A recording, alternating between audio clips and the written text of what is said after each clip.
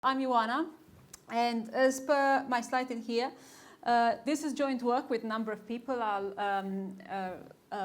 come back to them at the end. And I work at a research center at a university that is the Surrey Center for Cybersecurity, that is also linked to the cluster.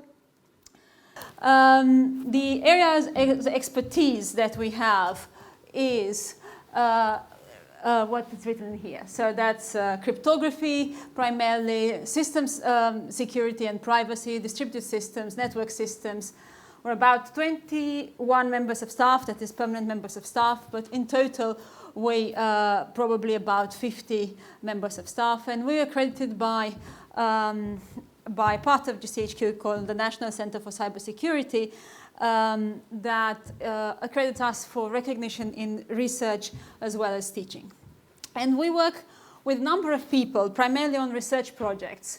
Some of them are applied research, some of them are fundamental research, that is theoretical research, and some of them are in here. So probably here at the cluster we had talks from some of these people, such as Consult Hyperion. We also work with BAE Systems, and not on my slide, and so on and so forth. Today we're going to look primarily at one small part of the work that I do, which is in the area of payment systems. And particularly we're going to look at payment systems from the viewpoint of you paying next to a terminal, so one of these EMV terminals or points of sales or readers, paying with your card or with your mobile phone. When I say EMV, this used to stand for Europay, MasterCard and Visa, but technically this is a big consortium of pretty much everything that you use in the standard way. So not if you use QR codes and so on and so forth. If you use standard methods of payments, whether it's Amex, whether it's Google Pay, Apple Pay, so on and so forth, they're all under the umbrella of EMV in terms of their specification. And so this is the area that we're going to look at. Plastic and mobile EMV payments by a terminal. One of these terminals, like the one that I have in here, that I used last year to steal money with. So let's see what I want to speak about. So don't worry, this is not going to go didactic. I'm not going to tell you how the EMV protocol looks like, how this payments protocol look like in detail. But I'm going to give you some intuition that who verifies what. So here we have a plastic card. It could also be a mobile phone that pays by an EMV reader or a point of sale.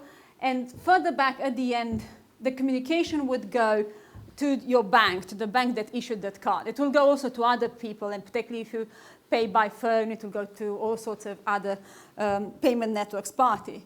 But the protocol, the core of the protocol is formed out of these three parties: your card, the payment reader, and your issuing bank, so NatWest, Nationwide, whoever you bank with.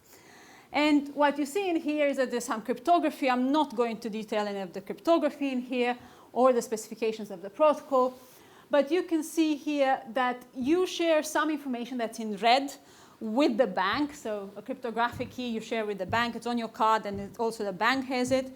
And there's some other informations that are pieces of information, sorry, that are on your card or that you generate during the protocol that are in blue. I hope you all see the different colors. And the blue part relates to what the PoS, the terminal, can check.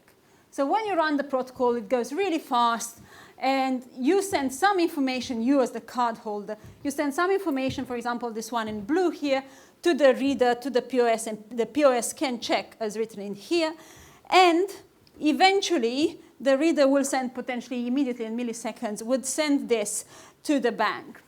And this part in red, the bank can check. And checking this information is enough to ascertain that it's a valid card, it's not expired, that you have funds, and so on and so forth. And it all happens very, very fast. And as I say, it's somewhat asymmetric in the sense that what the bank checks and what the reader checks is not one and the same thing, clearly because the bank knows stuff about your card that the PoS should not know and would never know. The point of sale would never know. Okay, so now if we go a little bit further into detail, I want to look at the same protocol. Again, it's not going to be any more didactic than this. And two cases The case where this reader here, as written at the top of my slide, this POS, is online versus the POS is offline. So what does it mean? It's online or it's offline. Online is connected to the internet and can send information to the bank in real time. Offline is not connected to the internet and it cannot send this information in real time. So, as I say here, if it's online, it's connected to the internet, the bank will check immediately this information in red and would authorize the payment or not. It will say they have money, it's a valid card, so on and so forth, and the reader can decide based on this information, on this authorization that it gets from the bank. And the reader may be offline, so simply disconnected from the internet or set to be offline. So disconnected to the internet because it's in a remote location and it can operate like so, or maybe in particular cases such as, for example, in aircrafts, you may have it offline. There's also something online for offline, but for those interested, we'll discuss later. In this case, as I say, they have to decide of their own accord at the point of the transaction when you pay, based on the information in blue in here. And because simply they cannot contact the bank at that particular point in time. And the protocol, all the details of the protocol are such that this is possible, and this is a specified, well-implemented, well-known type of protocol. And as per what's written in here, probably you don't see it, and also I've destroyed part of the display. It says that the merchant can be out of pocket in the case of offline. So this particular bit that appears in here can be out of pocket. Why? Because they may, as I said, the information is asymmetric, so they may approve a transaction. But then, when later on they send actually this information to the bank, when they connect to the internet at some point in time, maybe within a day or normally a maximum of 3 days, they may receive another information from the bank, such as this person did not have enough cash to pay for this, or other mistakes to do with the protocol that the bank made, on which the bank decided that the transaction should not be authorized. So, in this particular talk, we're going to look particularly at this sort of offline payments. And we will discuss some aspects of offline payments. But before we go there, you may ask yourself, why should there be such a thing? And I already touched on this. I touched on this because of traditionally places where you wouldn't have good connection. Traditionally, not necessarily in this day and age, you would have offline terminals, for example, in train stations and so on and so forth. They would operate offline. They don't operate necessarily. They're offline anymore. But in now, more modern time, there are a few of them that have appeared that are what one would call commercial off-the-shelf points of sales. So I don't know what the Login Lounge has in terms of a terminal here, but there are lots of companies. SquareUp is the actual name of the company that produces something called the Square Terminal. There are SumUp. There are all sorts of companies out there that produce terminals that can also work offline. And the reason is particularly these pop-up shops that may appear somewhere in the middle of nowhere, and they want to operate offline. At their risk, potentially, because I just said there might be a risk that the merchant is out of pocket. In Europe, if you want to buy over-the-shelf POSs, pretty much Square is the only provider that would give you that. So Square holds a large proportion of the market, but primarily in the US. So if you want to buy one in Europe, what does it mean in Europe? There are different transaction rules that apply in Europe, for example, Singapore, Canada, the US, Japan. And so if you want to buy one that would work with a location in Europe, and in the UK, I include the UK in Europe, at least geographically, you need to buy one of these from Square. This is not the case if you are potentially a business, a registered business, and you want to install other more traditional terminals from more traditional vendors. But if you really are a small business and you want to buy something over the counter, or you may be even a charity or an independent person, this is your option for an offline terminal. It is not just the Square terminal, by the way. They produce something else called the Square. It looks like a tablet. I don't know if it's called tablet, but it looks like a tablet. And that also operates offline in Europe. So now the question is, what do they allow? So again, I apologize for this, destroying part of the display. What do they allow you to do with it in Europe? So obviously we are in modern times. As I said at the beginning, you can nowadays pay by plastic or physical cards as well as mobile devices. So if you look at their website, so this is taken from their website some hours before this talk. So you can, the other one is called Square Register, not Square Tablet. So you will see in here that they allow you to pay contactlessly offline. So contactlessly offline with Apple Pay or Google Pay. But they do not allow you to pay with plastic cards offline. So how would you pay offline with plastic cards? You would swipe it. So can give you the reader to have a look at. You can swipe it in here to pay offline. This is now. You could also do, as written in here, chip and pin offline. This is what the website says, that you can do chip and pin offline. So you can introduce the card inside and do a chip and pin transaction. This is not the case at the moment, despite the fact that this says yes in here. We'll discuss this later. So what is the case is that you can use your phone contactlessly, but theoretically not the card, or practically not the card, according to their specification. Now, you may wonder why. So this is not written on the website, and maybe some of you know why. Does anyone here know why? Why would they implement this way? Why would they allow phones but not cards for offline transactions? So when the terminal is not connected to the internet. Yes? Because the phone can provide some history of the balance from last payments? Yeah, it's a good answer, but no. No, this is not the answer. Anyone else?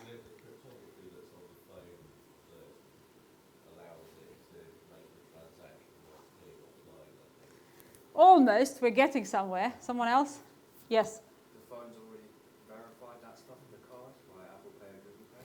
Closer, which is similar to what you say. You have a secure element, and the secure element stores some details of the card, and that's similar to what you say. The important thing is that in Google Pay and Apple Pay, you can authenticate yourself. So you defer the authentication from the plastic card that would be by chip and pin, there will be, or by, for under the limit contactlessly, there's no authentication in this day and age. You do not have you authenticating yourself in the same way that you do with your fingerprint in the Apple Pay and Google Pay.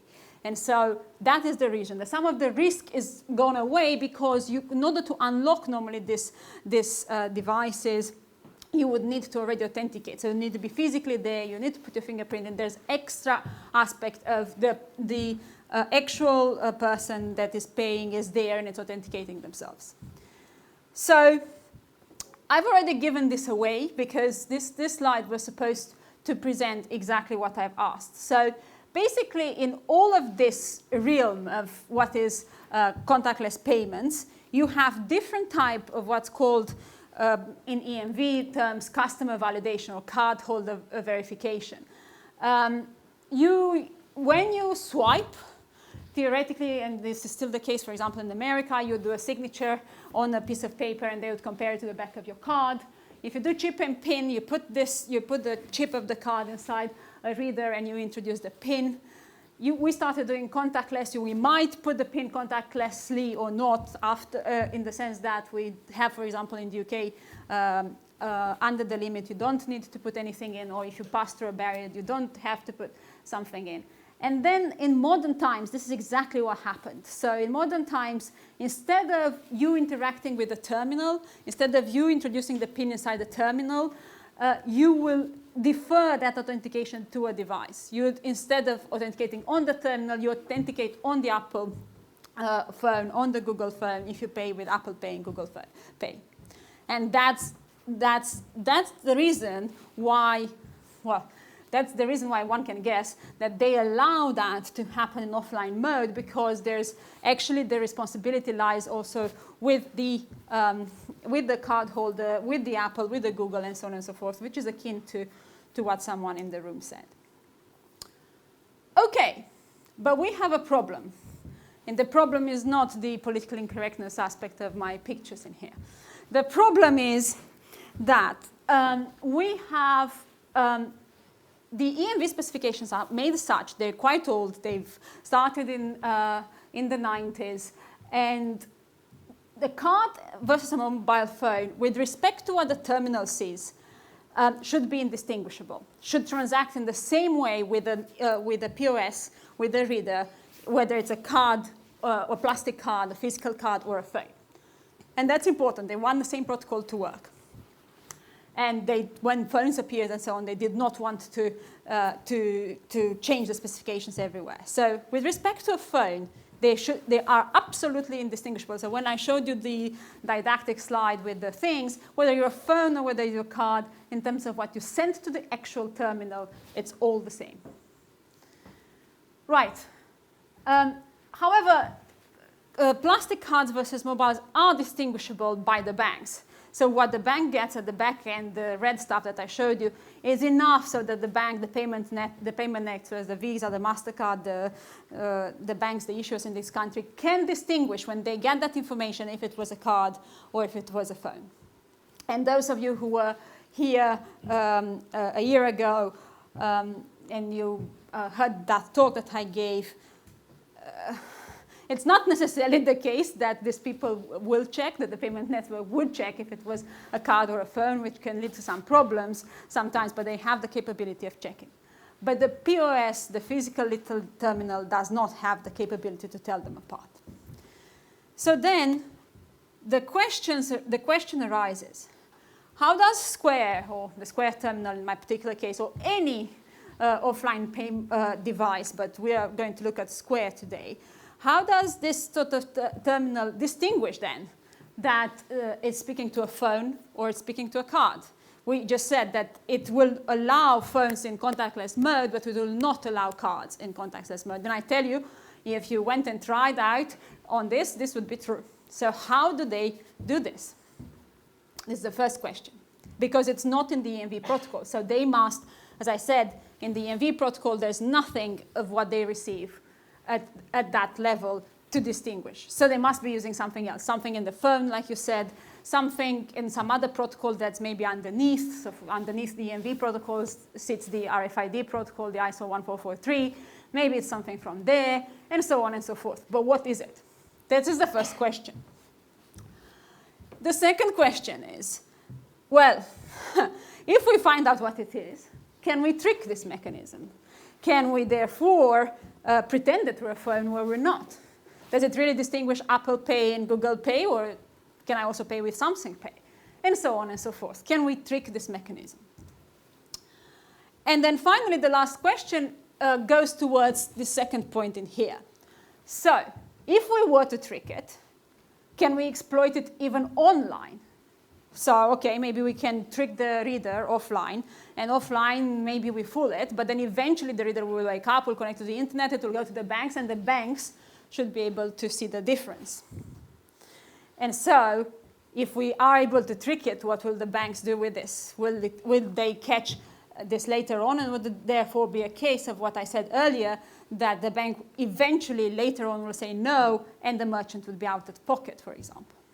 So all these questions stem from a simple idea. The simple idea is, if a terminal, be it Square terminal or some other offline terminal, is capable of telling apart a plastic card from a mobile phone in one way or another, is this way robust? And there is this need to tell them apart because of what I told you earlier, because in this modern EMV, well, you know, people want to pay with different things, and different things offer you different loyalty points, and so on and so forth. There's a number of reasons why you would want to tell them apart, and you want to tell them apart well. As I say, last year we showed that you cannot tell them apart well sometimes. And this is something very different to last time in the technology that we're looking at. Then it was about Transport for London and that sort of terminals. Now it's about these offline terminals. Okay, so the object of our research in here was that terminal there, and we I bought this terminal, I registered it to myself, and I did this research against my own cards and my own phones and so on and so forth, and those of my colleagues that are part of this research. This follows the UK rules, therefore. The rules I showed you before. The US rules are different. So the US rules are even more lax. But if you go to that website, you'll find the UK or EU rules. When you get one of these terminals, you don't have to do much to set it in offline mode, but you can go then to your Square client version of what you can fiddle with on the settings and on a browser, and you can set, or even you can do it on the terminal, I believe, a limit to how much you want to take payments offline. And my limit was £200 because I also wanted to do above the limit. So above the limit in the UK, the limit for authentication is £100.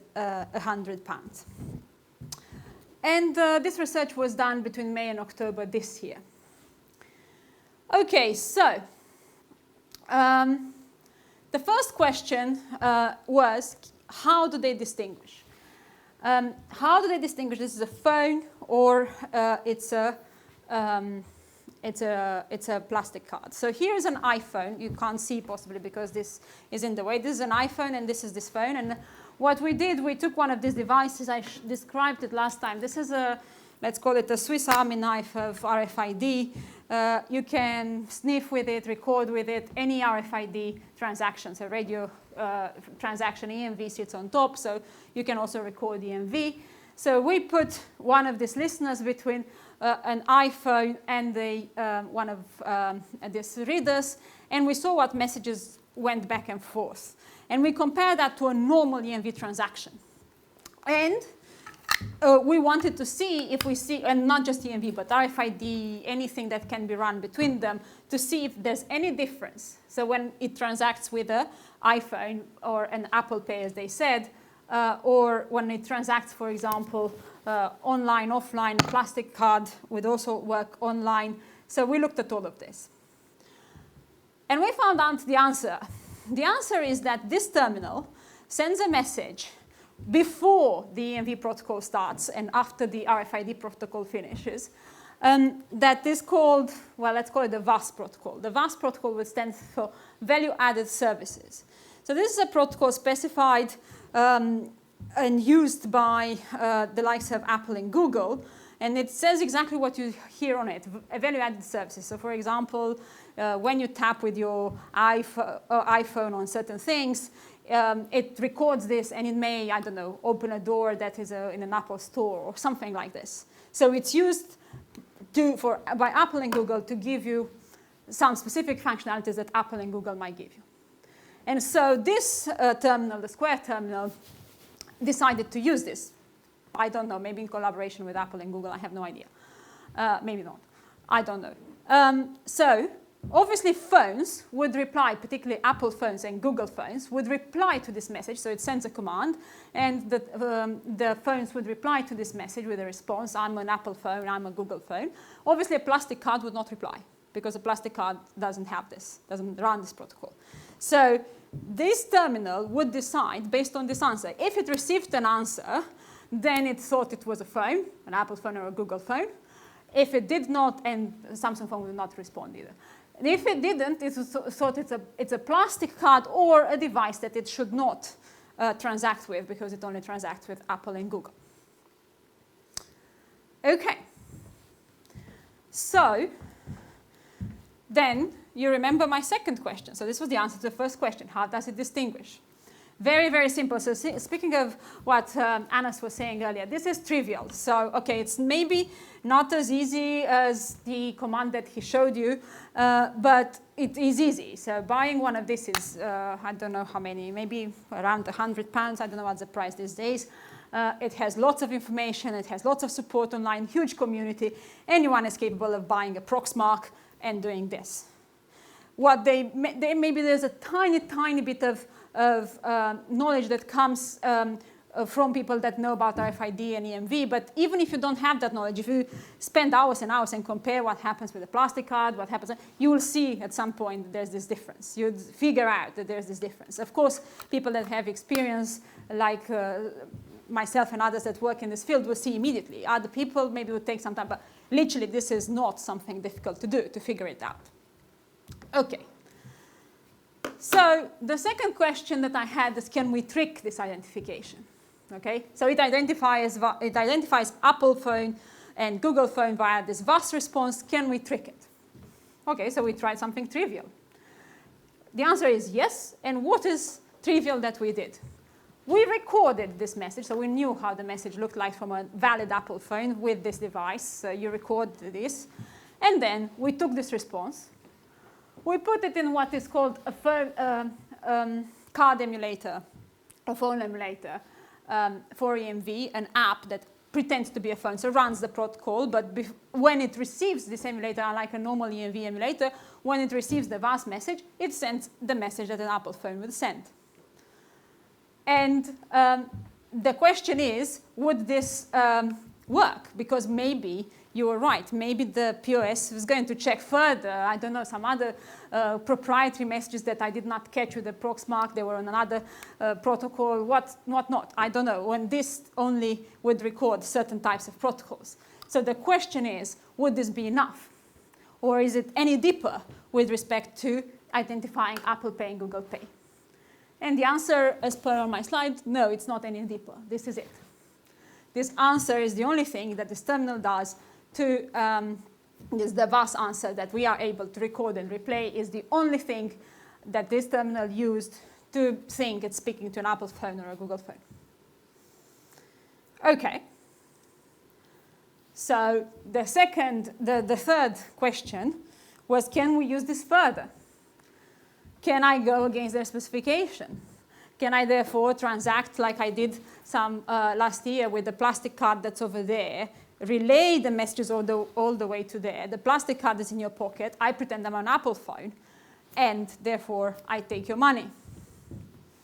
Or any such number of things in combination with the fact that here you have two dimensions. One is what will happen whilst the terminal is offline, and it does this identification of phones in this particular way, and what will happen when I turn it back online and it will go to the bank.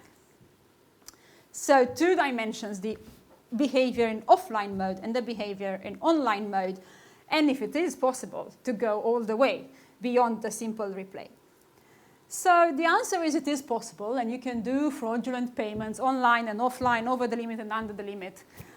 Fraudulent payments means against their specification in some way in which someone is out of pocket. By someone is out of pocket, I mean the merchant is out of pocket, because when it goes online, the bank does not approve this transaction, or you are out of pocket because I steal your card, or I do that relay that I told you about, and I do something from your plastic card and you don't even know it. Okay, so how did we do this? How did we then manage to steal this? Or to create this, well, I didn't steal anything from anyone again. I did this against my own cards with my own reader. So anything that I stole or didn't was against my own goods and values. But how did we do it? So you remember that in this part, I have card emulation phone that also replies to the VAS message pretending to be an Apple phone. And what I put inside, and this other side, is a reader emulator phone. And this reader emulator phone speaks to, for example, a plastic card. A plastic card should not transact, I remind you, with an offline reader, this particular reader. It's against their specification. So here I have a plastic card, and I present it with something it believes it's a contactless card. It's in your pocket, for example, or I take it off you and I put it here. And I put next to it a phone that pretends to be an EMV reader. I take the messages in real life, and I send them to this terminal. But on top, this phone that is close to the terminal will also respond to the VAS message pretending it's an Apple phone. And in this particular way, so this is what's written in here, in all this text in here, that this is what we did. What's also written in here is that this attack, which is the attack more or less a variation on this with other VAS message and so on, with other other aspects in it is what I did last year in here. What this attack may be different in here, depending on whether it's over the limit or under the limit. If it's under the limit, you would know that you don't need any authentication. So if this terminal says £99, this goes all the way to this card and it says £99. £99 would be under the limit value, so this card would transact as it is. But if it says £150, that's over the limit. So if I let it be £150 all the way here over the limit, I let £150, but there's a particular field that says over the limit, under the limit, I need to change that so that this card believes it doesn't read the 150, it reads this thing called under the limit, over the limit. I need to change it, and I need to change messages back and forth for over the limit in particular ways so that this card thinks it's under the limit, and this terminal thinks someone is authenticating. It's doing, for example, fingerprint recognition. So for over the limit, this attack is a bit more complicated. This man-in-the-middle attack that happens in here has to change messages back and forth to fool the two parties. If it's under the limit, it's pretty straightforward, in the sense that they don't need to authenticate, they don't ask for authentication, and it's pretty straightforward. Again, with respect to how difficult this is, it is not very difficult. In what sense it's not very difficult? This sort of apps that would do relays and man in the middle and so on, you can find online, even on my website. So if you want to do this, you just need to install an app on a phone, and under the limit it would work, over the limit it would work, you would maybe need to change it for this VAS, you need to figure these things out. But all of this are existing toolboxes for people that work in EMV, in RFID, and so on and so forth. Of course, built over the years by different people, but it's not something that's difficult. It's something that you can install these apps and you can try and do it. Okay, so what did happen in the end? So we tried this with various Visa and MasterCard cards. My husband is in here. I stole some of his MasterCards, and he was always upset, saying, what if they block my cards? Because on other things that I've done in the past, they blocked his cards. So we've tried a number of Visa cards, a number of MasterCard cards. Offline, so the reader hasn't yet connected to the bank. That means, so under the limit we have to do no complication, over the limit we have to do a complicated man in the middle. But in any case, at any point, this reader accepted the transaction. So this reader for over the limit was fooled exactly like other readers are, that someone has put their fingerprint on an Apple Pay in this particular case, and they paid for the goods. Now, what does happen in here? So if this card included is, for example, an expired card, which could be, or whatever, some card that I even know that doesn't have money in the bank, for a fact, when this turns back online, the bank will reject it. So the risk of this merchant being out of pocket is huge. So even without looking at the fact that when it turns back online, maybe the bank will say that the authentication hasn't been done and so on and so forth, maybe find some of this attack that I've done in here if it does proper checking of the crypto. I can make this in such a way that this is even an expired card, and therefore this will get rejected and the merchant is out of pocket. The merchant, that is the person who has this thing, will not suspect anything whatsoever. Why would they not suspect anything whatsoever? Because as far as they're concerned, they're seeing a payment. They don't see this part. They don't see the relay like I did last year. They see a phone paying. A phone paying is allowed on this terminal in contactless mode offline. So for all they think I'm paying with Apple Pay or Google Pay, whatever, legitimately here. They have no reason to suspect that this is actually something fraudulent. In the same way that if you go and pay with your Apple Pay or Google Pay to here, for example, and the lady behind the till would not look if it's Apple Pay or Google Pay or if authenticated or you didn't, in the same way, this merchant will have no suspicion whatsoever that something is going wrong. So, and the risk of them being out of pocket is huge because As I say, they don't suspect anything. They may turn this on after 3 days. For all they know, it will take some time. It's under the terms and conditions. Everything is fine. It will take some time before this is settled. Okay, let's move on to what happens online. So that was offline. So offline, there's a risk of them being out of pocket. But what happens when you go online? So I don't know how much you can see, but these 2 rows are about under the limit, and these 2 rows are about over the limit. So what you see up to here, this little thief in here, and the big thief as well, is that under the limit, so up to £99 or whatever, 99.9 in the UK, this will even be accepted online. So when the reader goes online, there is no problem whatsoever. So I might have, for example, done this, as I say, with a stolen card or whatever. No one is worried about this. Not in the Visa case, not in the MasterCard case, not for any bank that issued these cards. Not for Square themselves, because you can think that when you go back online, Square, of course, can do more verifications about what they've seen than they can do in real life, because, well, Squares are also part of the bigger ecosystem and all sorts of things, tokenization and so on. Now, it gets accepted. Interestingly enough, over the limit, it gets rejected, but I said here in brackets, rejected likely by Square. So first of all, let's think about what it means it gets rejected. So if it's £150 or if it's £1,000, the merchant in this case is totally out of pocket. I left with the goods, and it got rejected online. So this particular case they're literally out of pocket. In this case, nothing may happen apart from someone may be a victim of some sort of money disappearing from their bank. So for example, if I take your card and I do this transaction, I steal your card, I do this transaction with your plastic card, money will go out of your bank in this case, even when it goes online. In this case, money won't go out of anyone's pocket, but the merchant would have sold goods, would have given goods away without getting any payment for them.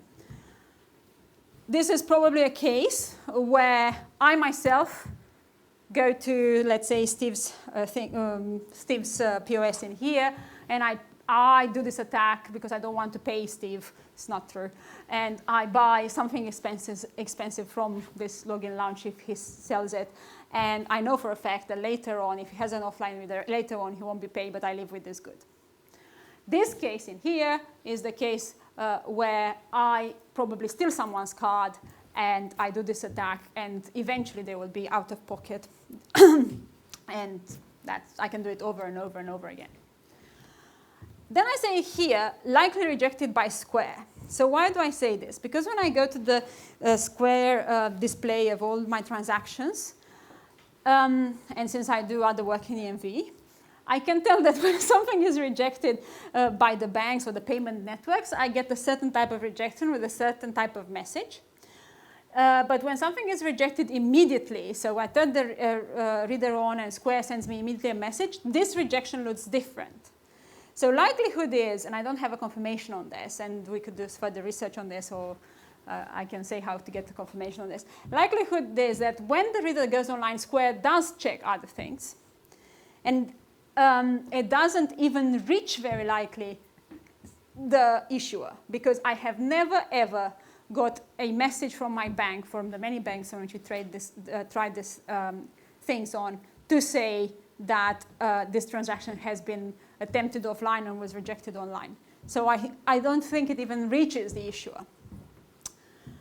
So also what you have in here, you have about the complexity of the attack. So you can see that under the limit, you need virtually nothing, just some apps that you can buy online. Over the limit, you may need to do more complicated. Still, you can find an app online and adapt it a bit, but you may need a bit more complicated aspects about this. This is for Visa. For MasterCard, in fact, over the limit or under the limit, because the protocol is slightly different, you still don't need any complication whatsoever for even over the limit. So over the limit and under the limit is treated differently in the protocol by MasterCard and Visa. In the case of MasterCard, you don't need to really flick anything and so on and so forth. This is an aspect that we can discuss. Queries by the bank, in no case.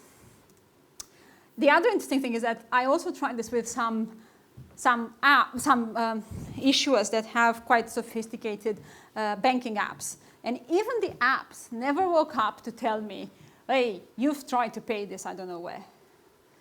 Which is a bit bizarre, because those apps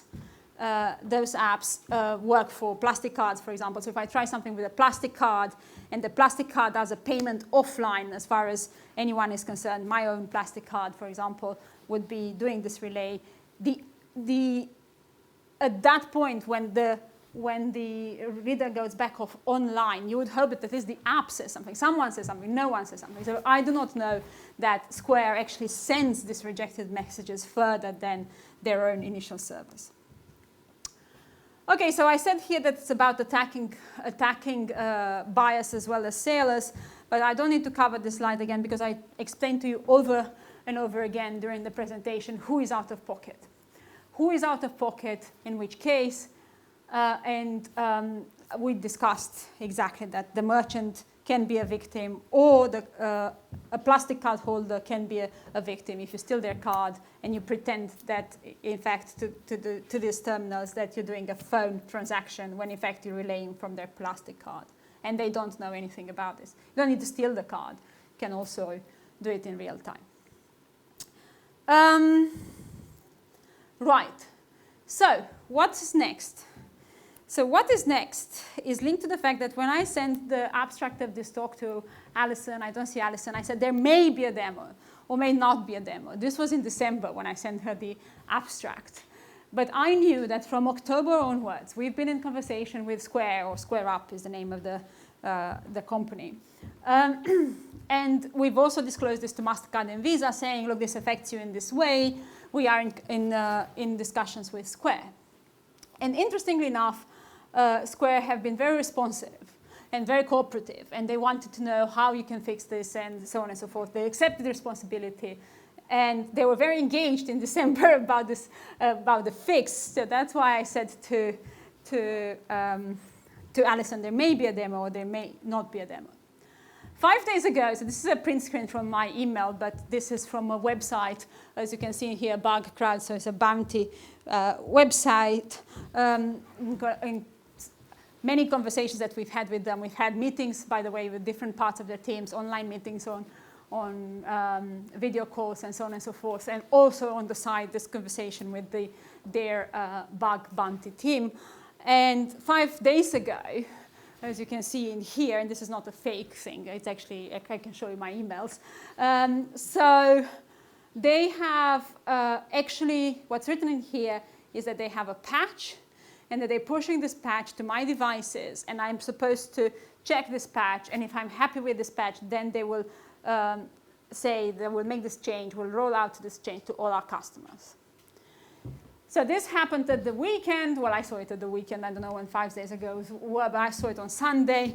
And I told my husband that I'm upset. And he said, why are you upset? Because it's a good thing. I said, well, because I can't do a demo. So I don't know what's better, what's worse. So surely having a fix is better. The problem is about fixes is that they implemented a hard fix. So anyone who wants, they can see the same message on my terminal that's in here. If you turn the terminal in offline mode, or it loses Wi-Fi connectivity and it moves by itself on offline mode, which may be an issue in its own right, now you'll see that tap, so contactless, insert, or swipe is for online only. And in fact, for offline at the moment, you can only swipe devices. So you can only pay with plastic cards via swipe. So in effect, they have disabled contactless payments offline entirely.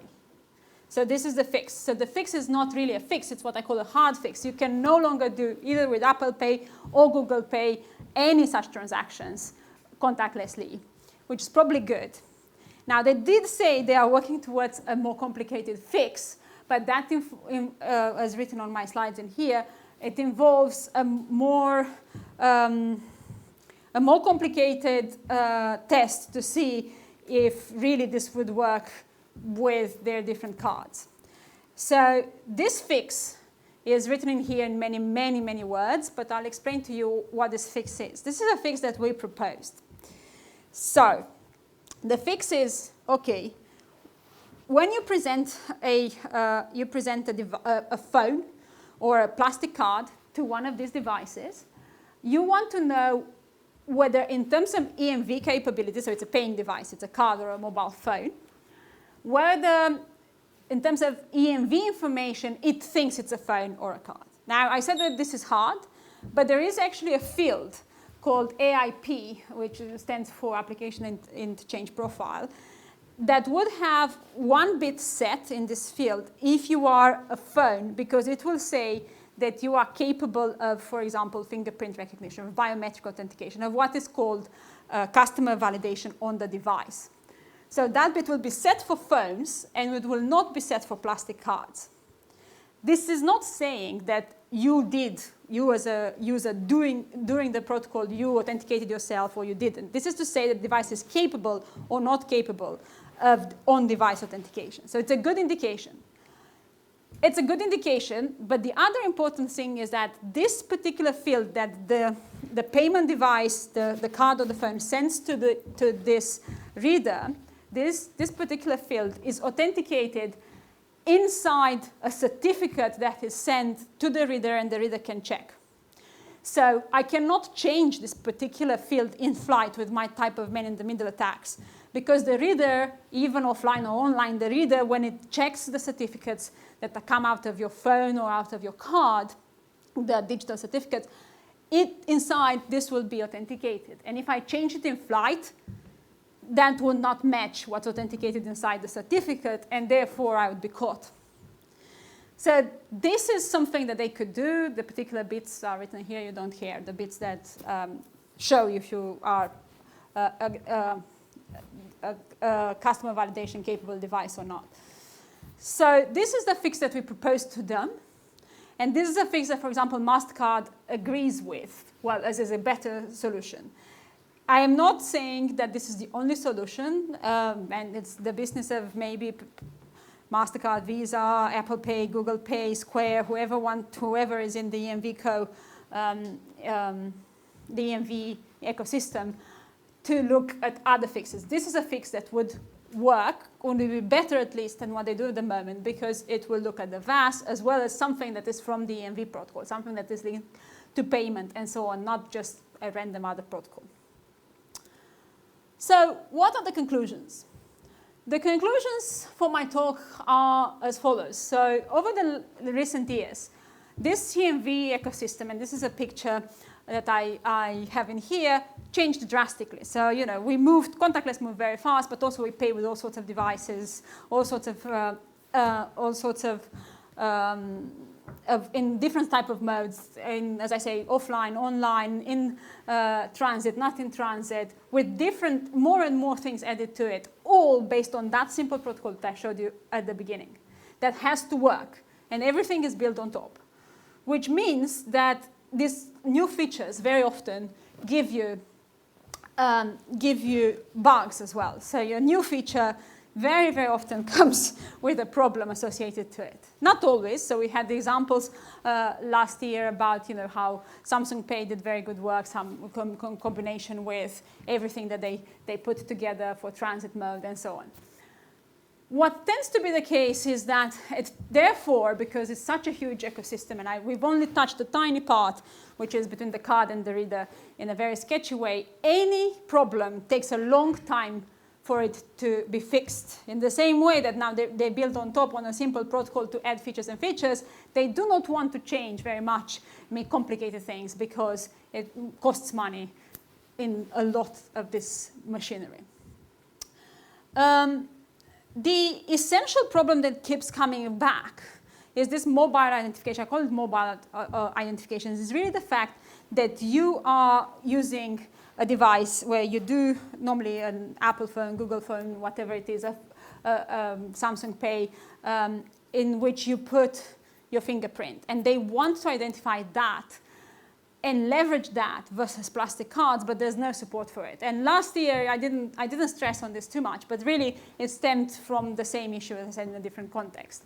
Now we're moving to offline payments, but really is this aspect. How can I be sure that it's an Apple phone? And I turn off authentication, I turn it on at different points, and so on and so forth.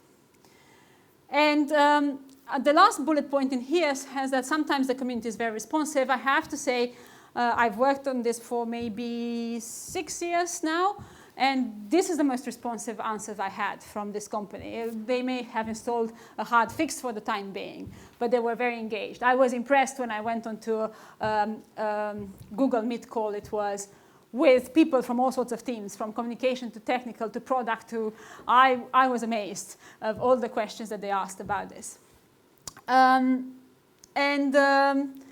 We did more on this aspect of offline payments, but I only have so much time, so, and maybe I have to come back next year, who knows. And so I left some bits out. I would like to open for questions, but before this, I'd like to thank a number of people that were part of this work, and that's George, Anna, and Tom. Anna and Tom work in Birmingham. George used to be my student at the University of Surrey, and if you remember last year, there was a student here who helped me do the relay. He did something on a script whilst I made the transaction over here. And that was George, and now he's a student in Sheffield. And there are many other people that I should thank, but this particular work was done in collaboration with them. Before I take question, I have to say that they sent me this cupcakes today, because apparently it is my birthday, everyone knows. And on it, it's written EMV Co. EMV Co is the standardization body for EMV, and I think because they think that even what I eat has to do with EMV. So thank you all, and I open for questions.